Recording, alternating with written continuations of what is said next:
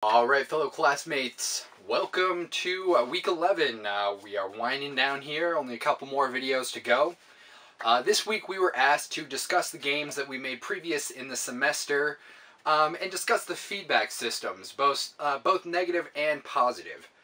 If anyone has been following my videos, I've been working on a Geometry Wars remake, and I'm going to break down the feedback systems here for you.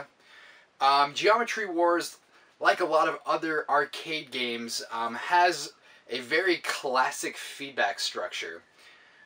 Starting with early arcade games, you know, Pac-Man, what have you, there has been a feedback structure that has worked really well to keep people coming back and competing. And that is the leaderboard and score/high score feedback system.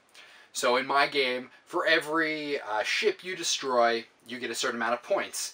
And the longer you stay alive, you actually get a multiplier that will multiply your points for killing, you know, ships or motherships, what have you. And anyways, so it's a very direct way to see how your playthrough was versus your last playthrough. So, I mean, you can easily tell whether or not you did better just by looking at your score. And here's where the leaderboard comes in, you know. So for every mission you log, your score gets recorded in the high score leaderboard. And you know, back in the day, people were very serious about these leaderboards, you know, and they brought a lot of people in to play the game and trying to top the high scores. A lot of the arcades would actually list out like the top 10, and you know, it was really cool if you were able to get your initials, you know, up on the top 10.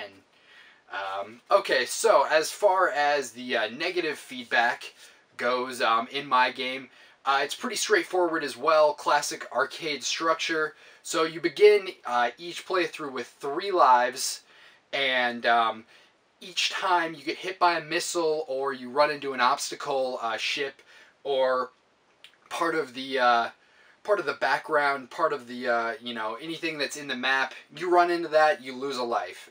You lose 3 lives, and you're dead. You have to start over. So very classic structure with this too. You see this in all kinds of arcade games, and it leads to the game being challenging, yet still allowing you to make some mistakes. So it's a pretty good negative feedback system, I would say, and like I said, it's been employed for, you know, probably 30 years, you know, maybe even longer at this point. It's one of the oldest feedback structures in gaming history.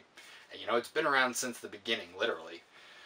Okay, and how does my feedback correspond with the rules in my game? Well, it's, you know, pretty simple.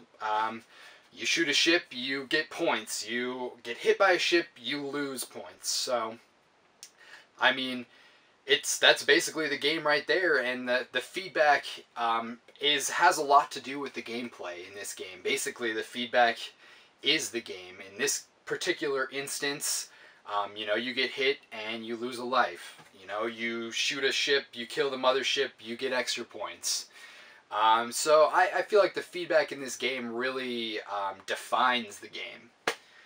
Alright, that's about it for this week. I will see you guys next week.